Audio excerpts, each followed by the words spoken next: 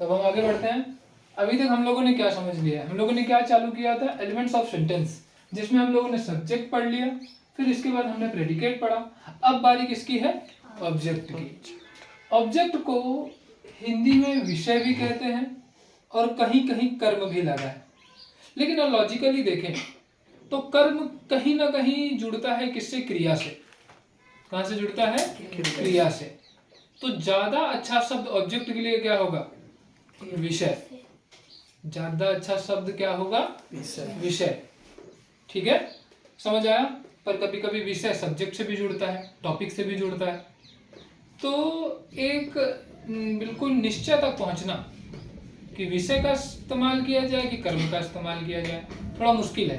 तो इस वजह से मैंने दोनों लिख दिया, विषय भी लिख दिया और कर्म भी लिख दिया है। तो कहीं अगर तुम्हें कर्म लिखा हुआ मिलता है किसी किताब में, और या कहीं विषय लिखा हुआ मिलता है किसी किताब में, ठीक है, तो दोनों को हमें समझना, मतलब दोनों को ऑब्जेक्ट की तरह से ही समझना है।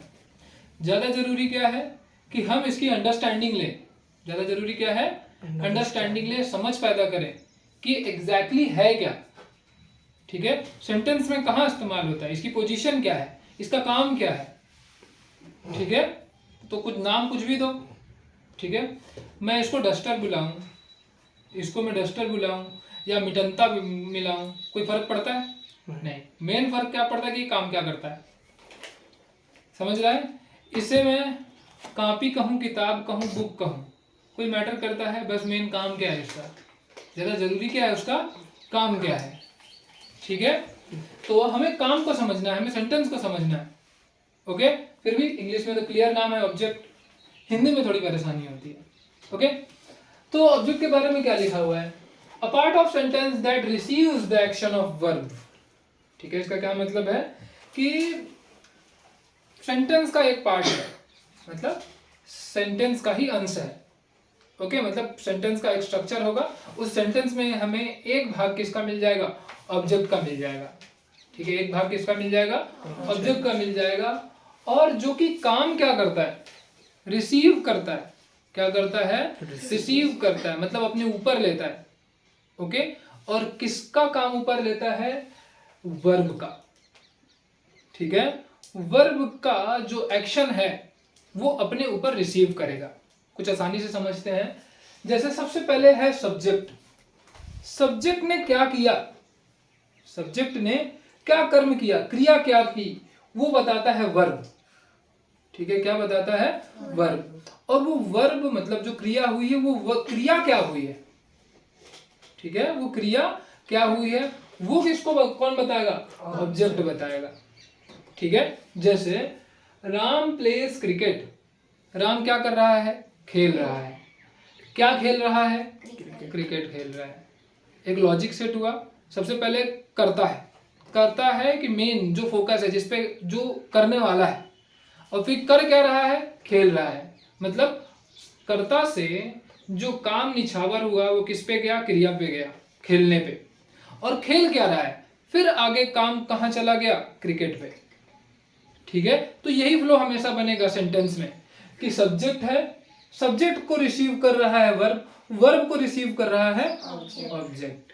ठीक है, और इसी तरह से हमारा सेंटेंस भी बनता है।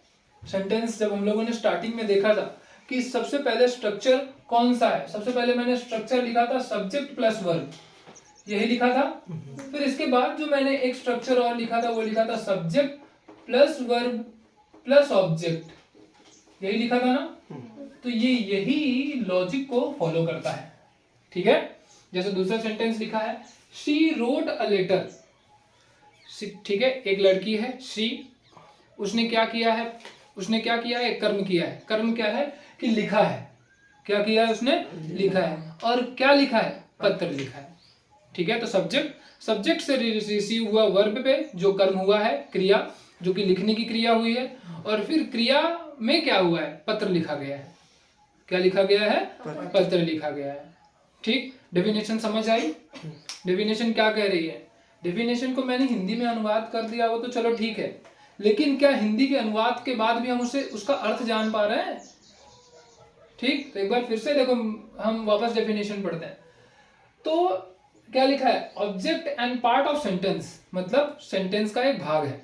क्या है, सेंटेंस का एक भाग है। That receives the action of verb, जो कि वर्ब का जो एक्शन है, वर्ब का जो काम है, वो अपने ऊपर निछावर करता है, अपने ऊपर लेता है, उसको क्या कहते हैं हम, ऑब्जेक्ट कहते हैं। क्या कहते हैं उसे, ऑब्जेक्ट कहते हैं। तो जैसे नीचे सिंपल एक लाइन बनाई हुई है कि सब्जेक्ट से काम ट्रांसफर हुआ वर्ब पे, वर्ब का काम ट्रांसफर हुआ किस पे, ऑब्जेक्ट पे, और यही क्या है, हमारा ऑब्जेक्ट है।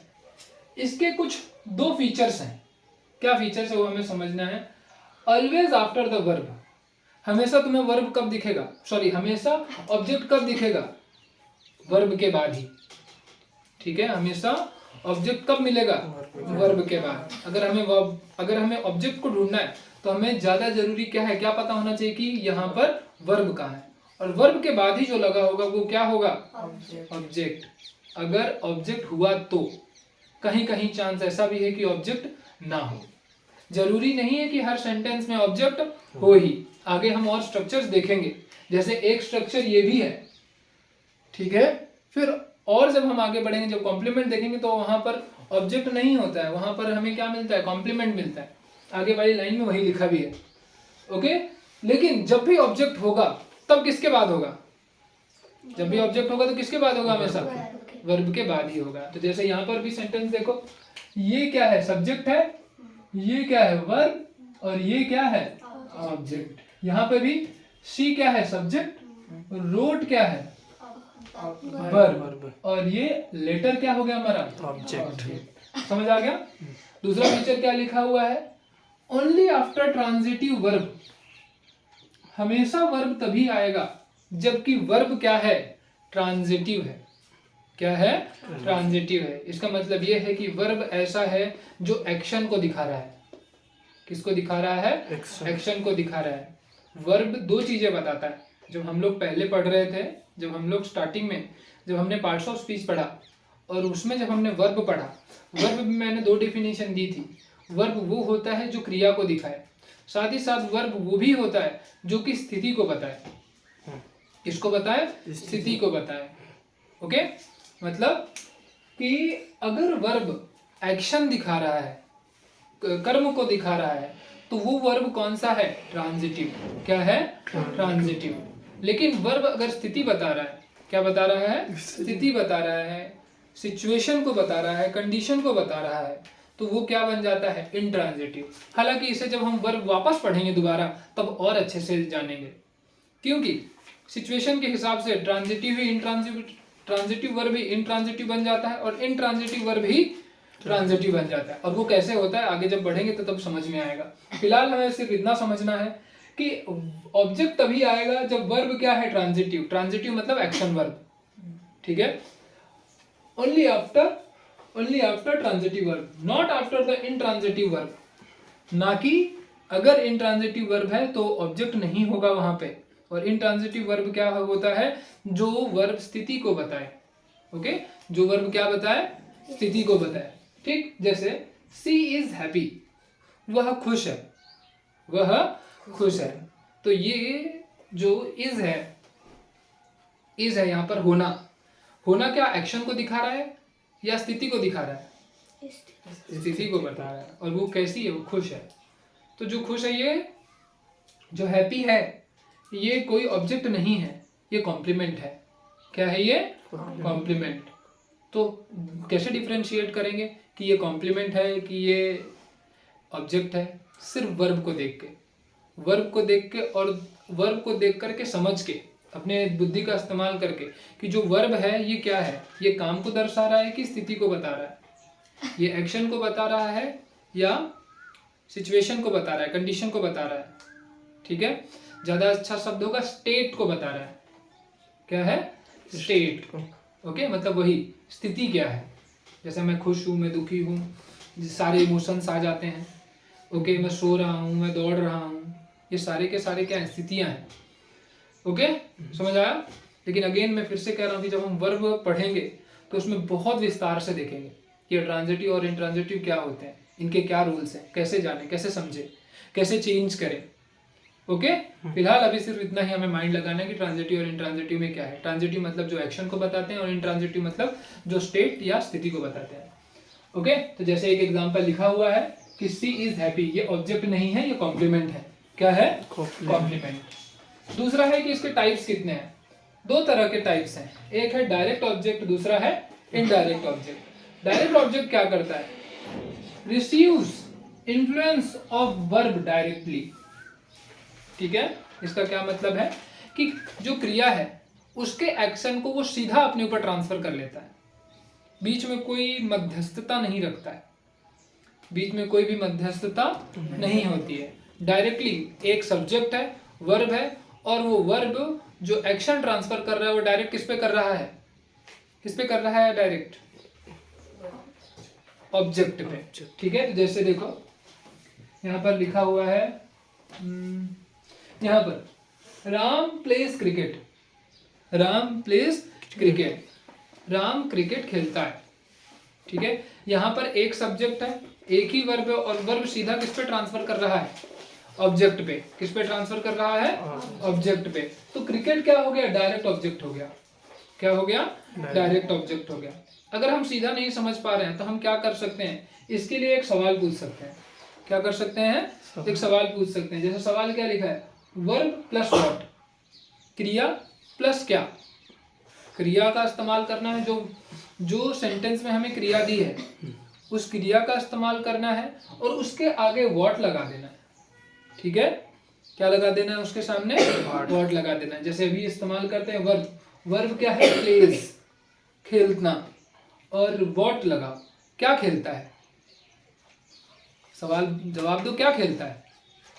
क्रिकेट। जवाब मिल गया, तो वो क्या हो गया? Direct object. क्या हो गया? Direct object. ठीक है, अगर कोई पर्सन है, क्या है? कोई पर्सन है, कोई आदमी है, कोई व्यक्ति है, कोई चीज नहीं है, कोई व्यक्ति है, तो हम क्या कर सकते हैं? वहां पर whom लगा सकते हैं। जैसे मैं लिख करूं, she call him, she call him। Verb क्या है? कॉल। ठीक है, और whom मतलब होता है किसको। ओके, कॉल को हिंदी में कहते हैं बुलाना। क्या कहते हैं? बुलाना। किस बुलाया? किसको? बुलाया किसको? तो हिम यहाँ पर लगा है, मतलब उसको। ठीक है, अगर हिम की जगह मैं कोई लिख दूं, she call Suraj, she call Suraj, उसने सूरज को बुलाया, उसने सूरज को बुलाया। तो वर्ब क्या है? कॉल मतलब बुलाना, और किसको? बुलाया किसको? तो क्या आ जाएगा? डायरेक्ट सूरज। तो तुम्हें ऑब्जेक्ट तुरंत मिल जाएगा।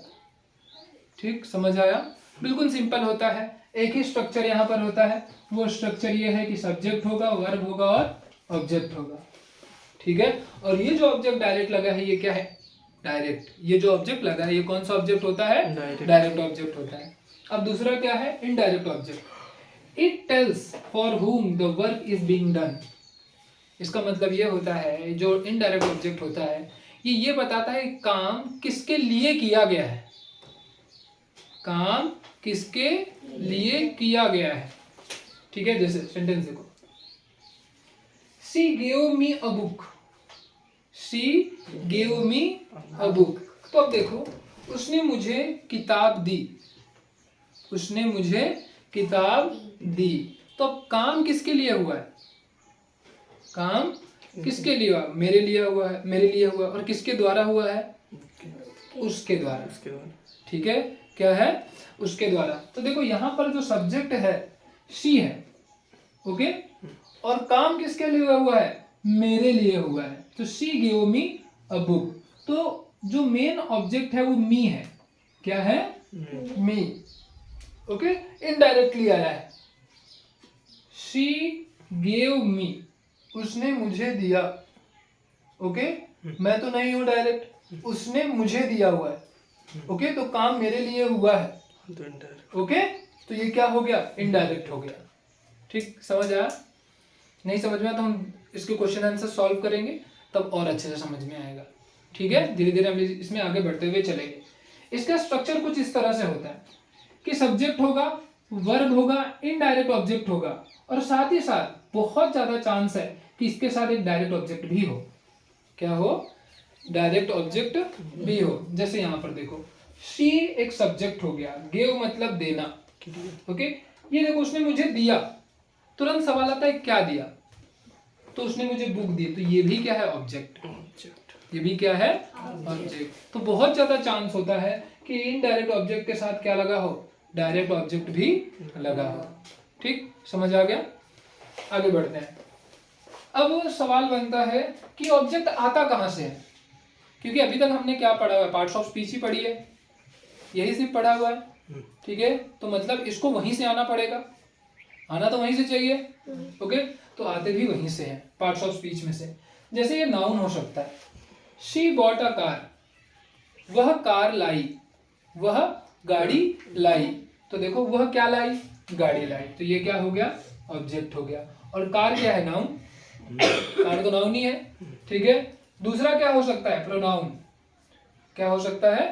प्रोनाउन। तो जैसे शी इनवाइटेड हिम, उसने उसे बुलाया, उसने उसे बुलाया, या उसने उसे आमंत्रित किया, उसने उसे आमंत्रित किया।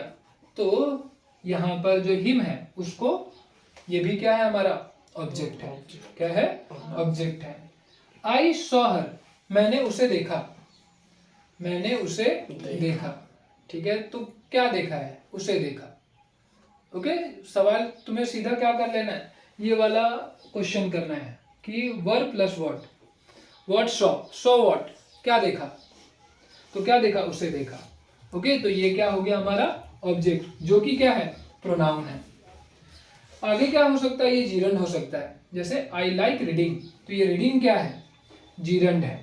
मुझे पढ़ना पसंद है, क्या पसंद है? पढ़ना। ओके, तो पढ़ना क्या हो गया? ऑब्जेक्ट हो गया। ठीक, they start working, what they started, उन्होंने क्या चालू किया? काम करना। दे स्टार्टेड वर्किंग, वर्किंग मतलब काम करना। What they started working, what they started working. Okay, तो उन्होंने क्या चालू किया? काम। तो ये काम क्या है? ऑब्जेक्ट है, जो कि कहां से आता है? जीरंड से आता है। दोबारा देखो कि जीरंड क्या है। पार्ट्स ऑफ स्पीच जो हमारा पूरे के पूरे लेक्चर्स हैं उसमें पार्ट्स ऑफ स्पीच दिया हुआ है। पार्ट्स ऑफ स्पीच में से वर्ब, वर्ब में से एक पॉइंट हमने पढ़ाया है कि जहां पे जीरंड है। क्या है? जीरंड है। ये जीरंड लगता क्या है कि ये वर्ब है, लेकिन ये काम कैसे करता है? नाउन की तरह से। कैसे काम करता है? नाउन की तरह से। ठीक, समझ आया? इसी तरह से आगे इंफिनिटिव, टू प्लस वर्ब, क्या होता है? ये टू प्लस वर्ब, पर ये ऑब्जेक्ट की तरह काम करता है। सेंटेंस में ये कैसे काम करता है? ऑब्जेक्ट की तरह भी काम कर सकता है। जैसे I want to learn English, want to learn English, ये क्या है? ऑब्जेक्ट। मुझे सीखना है, मुझे इंग्लिश सीखना है। क्या सीखना है? इंग्लिश सीखना है। ओके, अब यहाँ पर फ्रेज भी हो सकता है। फ्रेज और क्लॉज, ये तो दो चीजें हमने पढ़ी नहीं है, बस अभी मैं फिर से थोड़ा थोड़ा बता के चल रहा हूँ कि फ्रेज वो होता है ग्रुप ऑफ सेंटेंस जिसका कोई मीनिंग, ग्रुप ऑफ वर्ड जिसका कोई मीनिंग नहीं होता, ग्रुप ऑफ वर्ड जिसका कोई मीनिंग नहीं होता। ये मीनिंग अपने दूसरे शब्दों से डिराइव करता है। ओके, जब तक आगे कुछ लगेगा नहीं, इसका अपने आप में कोई अस्तित्व नहीं है। अगर ये सिर्फ अकेले लिखा हो तो इसका कोई अर्थ नहीं निकलता है। जब इसके साथ सब्जेक्ट और वर्ब जुड़ जाएगा तो इसका कुछ अस्तित्व बनेगा, इसका कुछ मतलब निकलेगा। ओके, जैसे यहाँ पर she bought a book from market. अगर मैं सिर्फ इतना कह दूं फ्रॉम मार्केट, तो ये क्या है? अपने आप में कुछ है? नहीं, अपने आप में ये कुछ नहीं है। ओके, पर जैसे इसके सामने बुक लग जाती है ये पूरा, तो ये पूरा का पूरा ऑब्जेक्ट है, जो कि क्या है? एक ऑब्जेक्ट फ्रेज है। क्या है ये? Object phrase. She bought a book from market. Okay, समझ आया? आगे है क्लॉज।